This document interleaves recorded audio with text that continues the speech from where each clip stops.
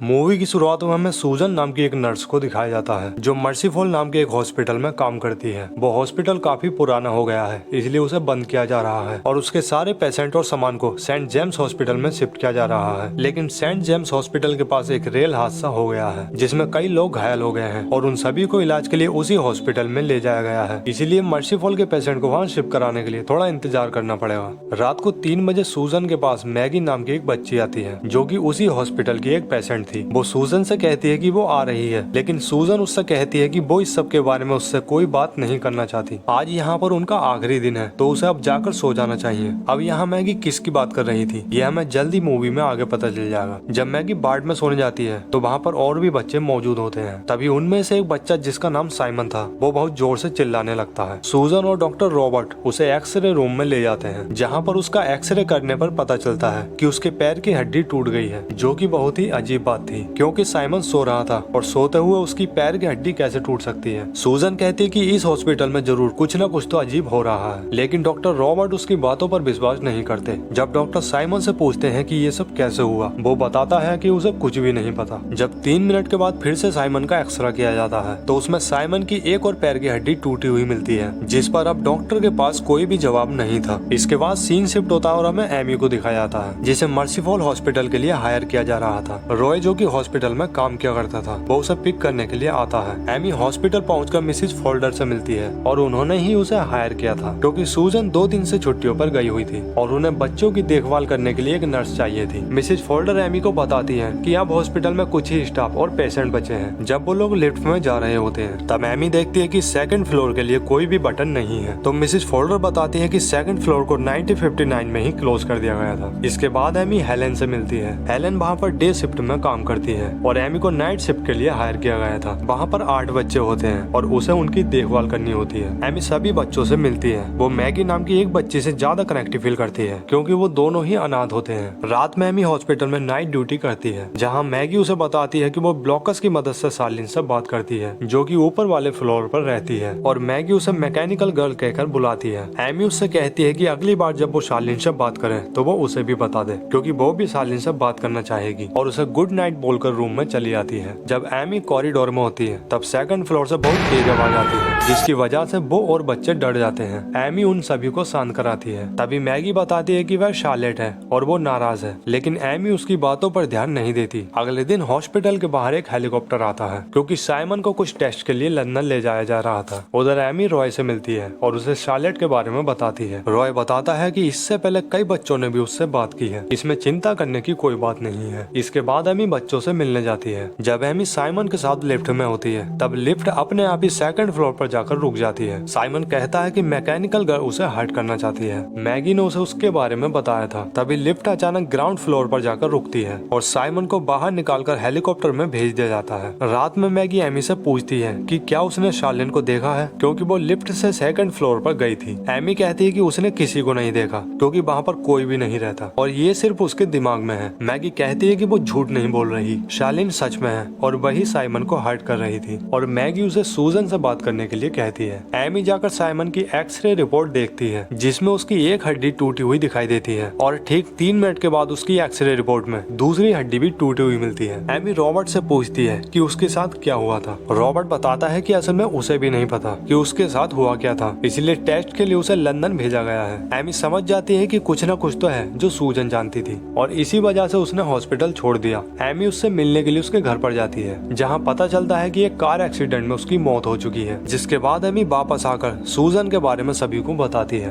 और रॉय बच्चों को स्लीपिंग ब्यूटी दिखा रहा होता है जिसमें प्रिंस स्लीपिंग ब्यूटी को किस करता है और वो उठ जाता है और मैगी को वो फिल्म बहुत ज्यादा पसंद आती है। जब वो और एमी रात में बातें कर रहे होते हैं तो साइमन के बेड की सीट अपने आप हिलने लगती है मानो उसके अंदर कोई सांस ले रहा हो। एमी जब उस बेड शीट को हटाती है तो वहाँ पर कोई भी नहीं होता और ये सब देखकर वो बहुत ज्यादा डर जाती है। एमी ये सब जाकर डॉक्टर रॉबर्ट को बताती है लेकिन वो उसकी बात पर भरोसा नहीं करता। अब अगले दिन एमी एक साइकिक के पास जाती है क्योंकि उसे पता लगा था कि सूजन उसके पास गई थी। वो एमी को बताती है कि उस हॉस्पिटल में कुछ न कुछ तो है। सूजन ने भी शार्लेट को देखा था। सूजन काफी ज्यादा परेशान थी क्योंकि उसे पता था कि वो अब मरने वाली है। वो साइकिक ये भी बताती है कि दूसरी दुनिया की चीजें हमारी दुनिया में इसलिए रह सकती है क्योंकि वो उन्हीं चीजों के पास रहती है जिनसे वो प्यार करती है। अब हॉस्पिटल वापस आकर एमी रॉय से मिलती है है और उससे उन सभी बच्चों के बारे में पूछती है जिन्होंने मैगी से पहले शार्लेट को देखा था। जब एमी उन सभी की फाइल देखती है तो उसे पता चलता है कि उन सभी बच्चों की मौत हो गई थी। जिसके बाद एमी मैगी के पास जाती है और उससे पूछती है कि क्या सच में उसने शार्लेट को देखा है। तो मैगी उससे हाँ कहती है, यानी कि शार्लेट जिस किसी को दिखाई देती है वो आखिरकार मारा जाता है। वहीं दूसरी तरफ जब रॉय बच्चों के खिलौने पैक कर रहा होता है सेंट जेम्स हॉस्पिटल में शिफ्ट कराने के लिए, जैसे ही वो ब्लॉक्स को उठाता है तो वो अपने आप मूव करने लगते हैं। तभी रॉय की नाक से अचानक बहुत सारा खून निकलने लगता है और उसकी हड्डियां टूटने लगती हैं और रॉय को वहाँ पर कोई दिखाई देता है जिसने अपने पैरों में मेटल ऑब्जेक्ट्स पहने हुए थे। जिसके बाद वो उसे खिड़की के बाहर पटक देती है और नीचे गिरकर रॉय की मौत हो जाती है। जिसके बाद एमी मिसेज फोल्डर से कहती है कि इस हॉस्पिटल में कुछ न कुछ तो घटित हो रहा है, उन्हें जल्दी यहाँ से सबको शिफ्ट कर लेना चाहिए। मिसेज फोल्डर कहती है कि शायद उन्होंने उसे हायर करके सबसे बड़ी गलती कर ली है और उसे उसकी पुरानी गलती का एहसास दिलाती है, जहाँ शायद उसकी गलती की वजह से किसी बच्चे की जान चली गई थी। एमी कहती है कि वो चुप होकर ये सब नहीं देख सकती। जिसके बाद एमी सीलिंग की वजह से सेकंड फ्लोर पर चली आती है। एमी ढूंढते ढूंढते शार्लेट के रूम में पहुंच जाती है जहाँ उसे एक फोटोग्राफ मिलती है जिस पर लिखा था शार्लेट इन मैडी और ड्रोन के अंदर एक पुरानी रील भी मिलती है। तभी शार्लेट एमी के सामने आ जाती है और मैगी भी वहाँ पर अचानक से आ जाती है जो एमी को वहाँ से भागने के लिए कहती है। लेकिन इस समय मैगी का फेवरेट स्टाफ उसका मिस्टर स्लीपी कमरे में छूट जाता है। एमी उस फोटो को रॉबर्ट को दिखाती है। जिसके बाद वो दोनों 1952 के सारे रिकॉर्ड ढूंढने लगते हैं लेकिन उनमें से कहीं भी शार्लेट नाम की कोई पेशेंट नहीं मिलती। जिसके बाद वो वहाँ से लाई गई रील को प्रोजेक्ट पर प्ले करती है जिसमें उन्हें एक बच्ची दिखाई देती है जिसे ब्रिटिश बोल्ट डिसीज था जो कि बहुत ही रेयर होता है। उस स्थिति में ब्रॉन बहुत ही नाजुक हो जाती है और बहुत ही आसानी से फ्रैक्चर होने लगती है। एमी कहती है कि पता नहीं कैसे, लेकिन इस बच्ची की आत्मा अभी तक इस हॉस्पिटल में है और वो सभी चीजों को तोड़ती है। शायद वो लोगों को भी वही दर्द देना चाहती है जो कि उसने सहा है। तभी रॉबर्ट कहता है कि ये सब 40 साल पहले हुआ था, तो ये सब अब उसके साथ क्यों हो रहा है। तभी एमी बताती है कि उसने भी शार्लेट को देखा है और हॉस्पिटल की सीलिंग ब्रेक होने लगती है जिससे रॉबर्ट को उस पर यकीन हो जाता है और वो मिसेज फोल्डर के घर जाती है क्योंकि वो पास ही में रहती थी ताकि वो उनके फोन से कॉल करके मदद के लिए लोगों को वहाँ पर बुला सके। फिर हेलन और मैट बच्चों को रेडी करने लगते हैं उन्हें हॉस्पिटल से बाहर निकालने के लिए। एमी जब फोल्डर को लेकर हॉस्पिटल आ रही होती है तब वो बताती है कि ये सब जब हो रहा था तब वो हॉस्पिटल में नई आई थी, ये सब स्कैंडल था। वो बच्ची धीरे धीरे रिकवर करने लग गई थी और जैसे ही वो आगे इलाज के लिए उसे किसी दूसरे हॉस्पिटल भेजने वाले थे तभी उसे ब्रॉन फ्रैक्चर होना फिर से शुरू हो गया था और उस बच्ची पर नजर रखने के बाद पता चलता है कि उसकी नर्स उसे जानबूझकर फ्रैक्चर दे रही है। वो नर्स उस बच्ची से बहुत ही ज्यादा ऑब्सेस्ड हो गई थी और वो नहीं चाहती थी कि वो किसी दूसरे हॉस्पिटल में अपना इलाज कराने जाए और वो उस बच्ची को खुद से दूर भेजना नहीं चाहती थी। जिसके बाद उस नर्स को हॉस्पिटल से निकाल दिया गया लेकिन वो इस सब को बर्दाश्त नहीं कर पाई और उसने उस बच्ची को जान से मार दिया। जिसके बाद वो उसकी मेटल गेट्स पहनकर लिफ्ट की सॉफ्ट में कूद गई थी जिससे उसकी मौत हो गई थी। इस एक्सीडेंट के बाद वो लोग उस हॉस्पिटल को बंद करने वाले थे लेकिन उन्होंने सिर्फ सेकंड फ्लोर को बंद कर दिया और कुछ समय के अंदर ये लोग उस एक्सीडेंट को भूल गए। वहीं दूसरी तरफ प्रोजेक्टर में वीडियो देखते हुए रॉबर्ट ये पता लगा लेता है कि उस बच्ची का नाम शार्लेट नहीं बल्कि मैंडी था और शार्लेट उसकी नर्स थी। जैसे ही एमी फोल्डर को लेकर हॉस्पिटल पहुंचती है तो रॉबर्ट एमी को ये बात बताता है जिससे एमी समझ जाती है कि शार्लेट इतने सालों बाद ऐसा क्यों कर रही है क्योंकि उसे बच्चों के पास रहना अच्छा लगता है और इतने सालों से उसकी आत्मा हॉस्पिटल में ही भटक रही है। और जब से वो लोग बच्चों को सेंट जेम्स हॉस्पिटल में शिफ्ट करा रहे हैं तभी से इस सब की शुरुआत हुई क्योंकि वो नहीं चाहती कि बच्चे उससे दूर जाएं। ठीक उसी तरह जैसे कि वो मैंडी को खुद से दूर भेजना नहीं चाहती थी, यानी कि वो बच्चों को यहाँ से बाहर ले जाने नहीं देगी। और हम देखते हैं कि जैसे ही फोल्डर और हेलन बच्चों को बाहर की तरफ ले जा रहे होते हैं तभी उनके पैरों की हड्डियां टूटने लगती हैं ताकि वो यहाँ से बाहर न जा पाए और शार्लेट के गुस्से की वजह से